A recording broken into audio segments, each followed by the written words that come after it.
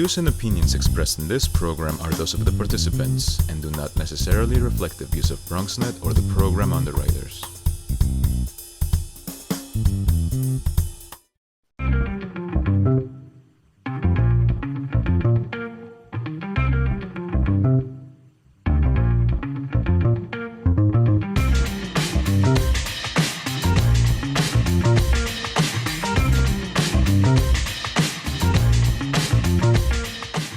Hey everybody, it is time for the Bronx Buzz. This is BronxNet's program where we talk to journalists and writers and editors and photographers and really anybody who puts something out in the borough of the Bronx so that we can give you a little bit of an idea of what they're thinking about when they do their work.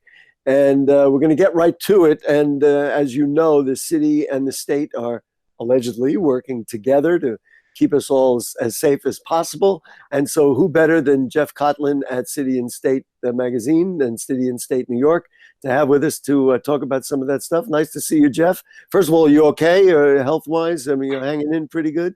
Yeah. I was sick last month. I had all the symptoms of COVID-19, but I'm feeling totally healthy. I think I luckily had somewhat of a minor case. Well, I'm really happy to hear that, and you look well. As we were just discussing, you had a little problem getting haircuts at this particular juncture, but I guess a lot of people are in that state. High school hair. I really do want to get started because you cover the governor as much as anybody, and the Governor Cuomo's profile has risen all of a sudden. I mean, if he had gone out campaigning to be president, people would have said, what are you doing? You're wasting our time. But all of a sudden, there is a small draft Cuomo movement.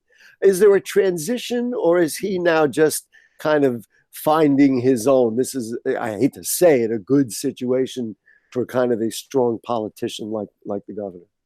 Yeah, we called Governor Cuomo the most popular man in America on our magazine cover. You know, it's been so interesting to see the governor go from somebody who, I mean, certainly he wins elections, but, you know, there's a lot of people that have a lot of criticism of him in the state of New York. And now to see him become this national icon with people talking about him somehow running for president or somehow becoming Biden's vice president. It's been fascinating. And, you know, I got to say, he has struck the right tone when it comes to his daily press briefings. He's been all over the national media, from CNN to Fox News to every single station on the radio.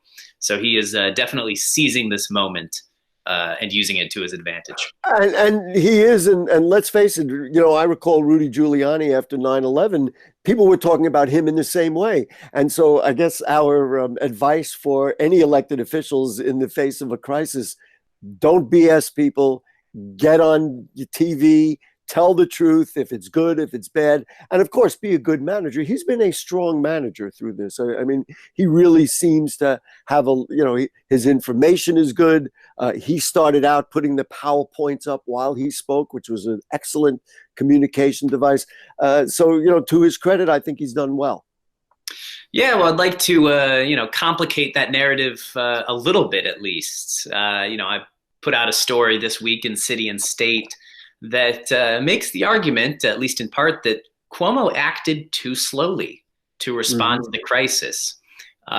Once he did respond, finally, he has certainly gotten very high reviews, even from high-ranking doctors and epidemiologists. They think he's saying the right things, he's doing the right things. But he acted simply too slowly. New York had very little time to act when it came to coronavirus because our city is very dense and it gets a lot of international travel.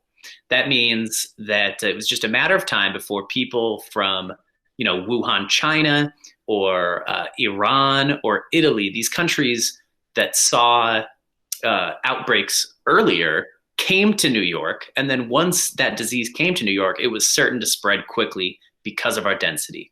So the fact is, Cuomo did not respond to it early enough. And that's probably what's resulted in New York being harder hit than truly anywhere else in the country, and arguably anywhere else in the world. I'm going to give you two things on that. Number one, I disagree slightly, because I do think if there was greater notice from the federal government, which has much greater resources, obviously, in preparedness, et cetera, then he might have been alarmed earlier. I'm also sympathetic, and I'm not saying you're dead wrong, but I do want to qualify it. I'm a little bit sympathetic with both the mayor and the governor, because it takes a while to get New Yorkers to say, you gotta stay home. And if they had come out with that right away, boy, maybe they would have been right ultimately. So that would be my kind of, escape hatch for him, so to speak, based on your criticism. And the other thing I want to say is I am very, very clear, and I agree with this aspect of it. Because it's very personal to me and our people in the Bronx. If you were going to look at the population of the state and certainly the city of New York and look, where is this really going to hit the hardest?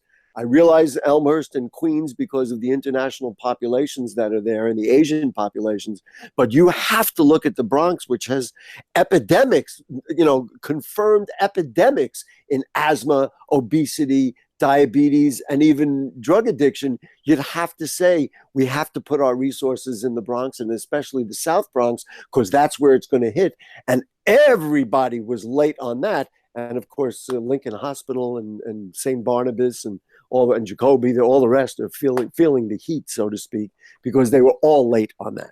All very good points. Yeah, the death rate in the Bronx and the case rate in the Bronx is really shocking. I mean, it's horrible. So certain areas of the South Bronx that have poor health outcomes are really being slammed by the coronavirus. And it was totally predictable. It was totally predictable. And the initial numbers showed, Queens was high, Brooklyn was a little bit high, Manhattan was high, and the Bronx was low. But I knew, and I said to a number of people around me, that is going to change, because if you're talking risk factors, we own it, Yeah, and I mean, also, you're totally right about it's not just on Cuomo. I mean, this is really an issue of the federal government acting incredibly slowly and not being aware of this, and just not acting until it was too late. Especially for somebody like Trump, you would hope, as a New York native, Queens born, the Bronx for college, lived in Manhattan, you would hope that he was aware of this, but it just seems like he has not given a care for his city. I want to talk also about, and I disagree with some of my media colleagues, and you can weigh in on it, about this discrepancy between the mayor saying the schools will be closed till the end of the year, and then the governor coming in and saying, I'm really the one that calls the shots. That's classic Cuomo, and maybe he may even be legally right. I didn't criticize them as much as, the media went crazy when that came out, because I believe in 95% of this, they have communicated very well and spoke with one voice. They made a mistake here. I mean, I'm ready to concede that. Now, am I wrong? You're closer to the situation. Am I wrong that this was just one blip in a pretty well coordinated effort? No, I certainly wouldn't fight with you on this point. I think it was blown out of proportion. I think that, yes, I mean, but both of them are executives who want to make the call. And so it seemed like Cuomo was a little bit offended that de Blasio, seemed to make it first. But the fact is, I mean, schools are not going to be open for the rest of the year. Cuomo wanted to say that about the entire state, or at least maybe the whole downstate region. De Blasio wanted to say it about the city, and there was some disagreement there. But yes, the fact is, for anybody watching this who works in schools, who has kids in the schools, it just seems almost definite that students will not be returning for this school year, not be returning before June. And it was just a matter of who was going to announce it. And well, certainly the governor and mayor, can fight over that. I feel like I want to give you a virtual hug for saying that, because you're the only person in local media who agrees with me on that. I do want to bring up, and again, something that you're close to that I'm not quite and we're not as close to. One of your writers, I forget who it was, wrote an op-ed piece about when it comes to lending unused ventilators, area politicians. It was like, upstate versus downstate, that if they had extra ventilators up north, they weren't going to provide them to New York City if needed. And of course, then the give back is, well, guess what? New York City provides all the tax relief for you guys. So I'm just curious what you thought about it. I really appreciated at least being informed about it. I thought it was an interesting dynamic. Absolutely. Yes. That was by Ben Adler, Yes. our senior editor. And the idea was, that upstate New York is telling the city to drop dead. That classic, city drop dead kind of headline. Gerald Ford. That's where it was. Exactly. And as we discussed, certain areas of the state, in particular the Bronx and Central Queens, are being hit very hard. And that means that upstate New York, there are certainly people that are sick up there. There are certainly people that are dying, but those hospitals are not overwhelmed and they are not running out of resources in the same way that some of the hospitals and healthcare centers are here in the city. And so when Cuomo asked various health centers upstate to please share their ventilators, please send the stuff downstate, they made it this whole regional emotional issue. A lot of the politicians put out statements saying, no, you will not take our ventilators. They're ours. This is a time when there needs to be really good coordination. The states are coordinating across state lines, but in particular within the same state. We are all New Yorkers here. And so Ben was disappointed to see that upstaters could not realize that maybe some other areas of the state were more in need than they are. I thought one of the things that I was very heartened by, and it makes me look, it's very hard to do, but look past this particular crisis. When the governor along the way in one of his press conferences said he just got all the health officials in the state together and said, we are not public and private. We are not large and small. We are not municipal and, something else. He said, we're all one health system. And I thought that concept was a really showed good leadership and a really smart concept. It also makes me think that when we get past this, it's going to be easier to do things like whether it be, universal health care or whatever it is. I thought it was a good move for the immediate issue and also for the larger issue going forward after, we get through this, which we will. It's just not soon enough. I think I'm a little bit more cynical than you when we're looking forward, at least. I am very nervous about the finances of the state and the city. When it comes to the state budget, the governor is predicting something as high as a $15 billion shortfall in funding the state, and the city is expecting up to possibly a $7 billion shortfall. There are going to have to be some very tough budget decisions.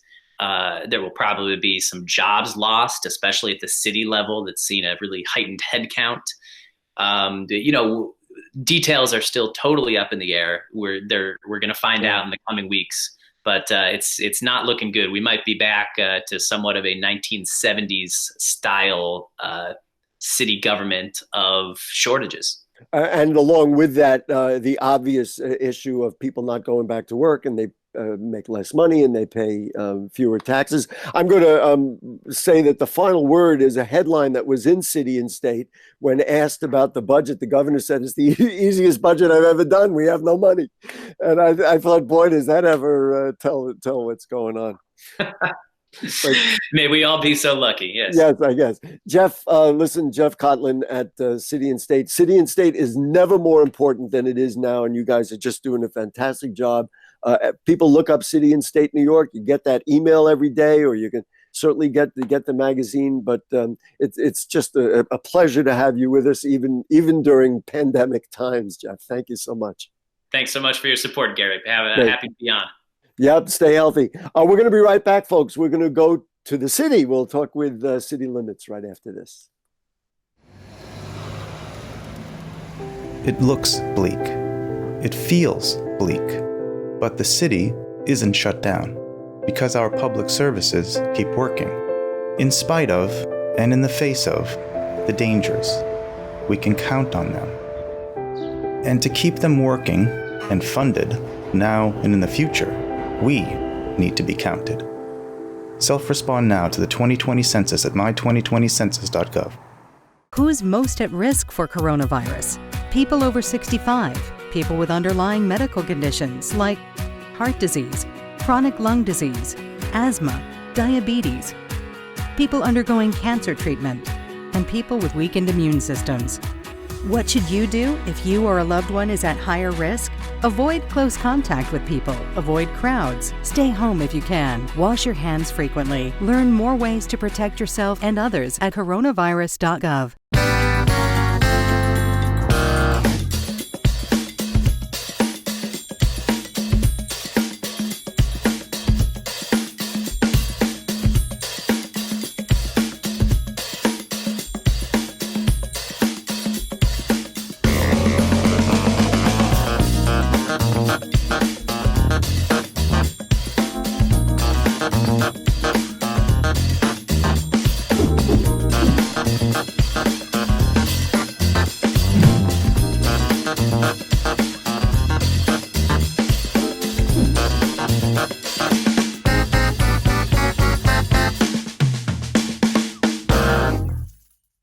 Hi there, welcome back to the Bronx Buzz. It is our pleasure now to go visit with our friend Sadef Ali Kully, who is with City Limits.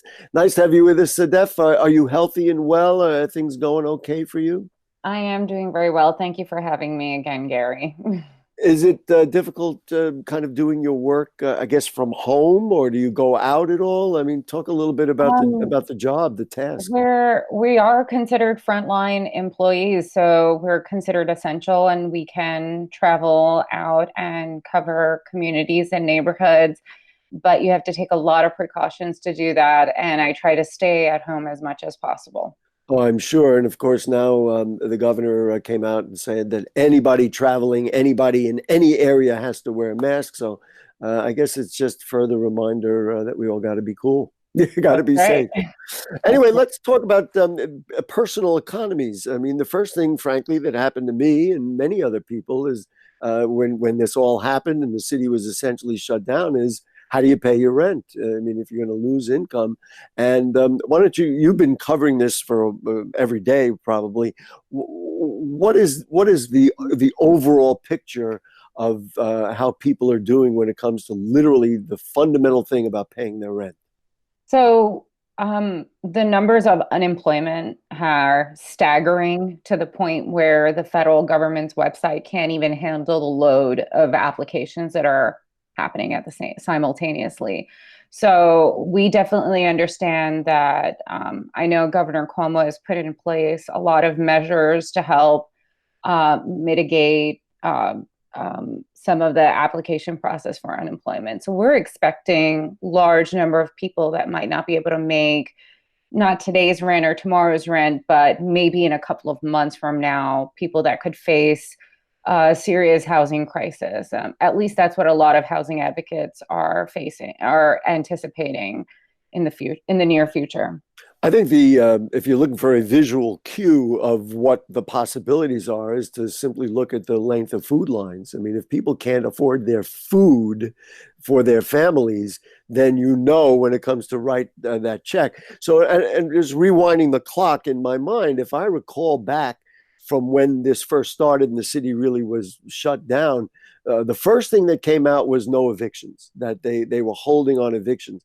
But my concern was, okay, so you say no eviction, but that doesn't mean people won't have to ultimately pay their rent. It's not like we're saying you're off for a couple of months. It's like when we come back, you're going to owe 3 or 4 months rent. That's going to be equally as difficult for many people.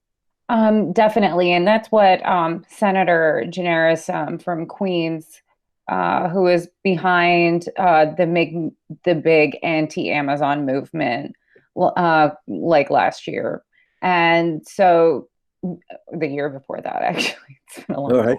That's all right. He's asking, he has a proposal that's in committee right now that addresses basically rent relief or rent forgiveness of some kind. And then, of course, Housing Chair Senator Kavanaugh is actually pushing for more funding towards housing vouchers to help alleviate the stress on small landlords as well as tenants, so that no one is lacking like financial help. And I'm just reviewing some of the things you've written about. There's a 90-day mortgage waiver, which is not the end all and be all, according to your reporting. So let's talk about what it is, and then what the issues are as you take a look at that. So at the time, the federal government hadn't come out with some of their guidelines. So it is a little bit, I want to say a little bit, the story is a little bit old. But what the major issue at the time was that Governor Cuomo had graciously said there would be a 90-day mortgage waiver, and that would not allow foreclosures. People wouldn't have to pay their mortgage, and it would kind of the payments would be piggybacked towards the end with no penalties. You wouldn't be reported to credit bureaus. So it was a great package, but it was he only had the authority to govern state licensed mortgage service providers, not necessarily someone that might have a mortgage from a only federal licensed bank. So that became like an issue. And then almost a week after that, the federal government did provide guidance for federally licensed banks and mortgage service providers to also have 90-day eviction and foreclosure moratoriums for them. So that was the good news that, the step that he took, the federal government piggybacked on that. I'd like to just get a sense from you, and you talked about housing leaders. When I think of the thousands of people in the Bronx who are in public housing and many others, gig workers, there's many, many people who, I know people who are fitness instructors and, people who worked in beauty salons who are all just simply out of work. I don't even know where I'm going with this, because it just seems such a difficult thing. And so if you get the $1,200, or if you're a couple $2,400 stimulus, well, there's your rent for a month or a little more than a month, depending on, of course, on what people are paying. But I'm just not sure where we're going. And if you say, well, you're going to have to pay it afterwards, yeah, but going back to work, maybe there's unanswerable questions here. I just have great sympathy for people in those circumstances. It's definitely unprecedented in every way for government, state, local, and federal governments to kind of outline what could be done in this scenario. And I think it's a week-to-week basis that our leaders, local and federal leaders, are trying to come up with ways. But the stimulus package, I think the $1,200 is a step in the right direction, but it's a very small step for some families, especially in New York City. Our rents, I don't know of a rent that's $1,200. I wouldn't know someone that's paying $1,200 for rent. And to be honest, I could find you some. That's okay. And so that it would leave people with two choices. Either they use the money to pay the bills that they haven't been able to pay off, or they pay towards 1 month of rent. But that's only a 30-day grace period that you have. You're only covered for 1 month. What do you do after that? And, it all depends on how long this crisis lasts, how long this epidemic goes on for. I've got to ask this question, and that is looking at it from the other side.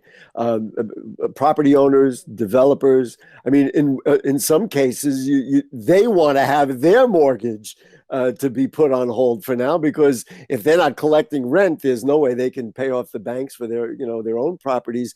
I haven't heard much dialogue about that. My friends in the various real estate associations here in the Bronx are going to be like, Gary, what are we going to do? Well, there's actually, I'm glad you asked, because I'm actually working on a story that should be coming out in a couple of days of where developers stand, where affordable housing market stands. So you'll have a good idea. And I'll just give you a tidbit. Just as much as your small homeowner or your two-family homeowner is calling up their banks and trying to negotiate a deal of some kind, the developers are also on the same, everyone is equal right now. Everyone's been brought to a standstill. So they're all negotiating terms that will help them get past and through this difficult time. This is it's absolutely unprecedented, certainly in my lifetime. But if it's my lifetime, it's your lifetime. It's something that, I could ask you questions, but in many ways we really don't have answers. I have said this a few times on this program and on Bronx Talk. In the long run, I think we're going to have to shrink the whole economy. People just are not going to be able to afford things. And we're just going to have to take another look at how we, I guess, redistribute wealth. I do want to ask about before we run out of time, another aspect of this that you have written about. And that is the thought of, if you're in prison, if you're incarcerated, and I mean, listen, you're jailed and you're cooped up anyway, but you're really a sitting duck there. If anybody, whether even a corrections officer is positive, and then you're living in as close proximity as anybody could be with other people. They've talked about releasing prisoners. Where are we at? Are you and others concerned that prisoners are still in danger? Absolutely. I mean, there was one fifth confirmed inmate death reported today, and there's a total of 850 staff members and inmates and parolees that have tested positive for COVID-19.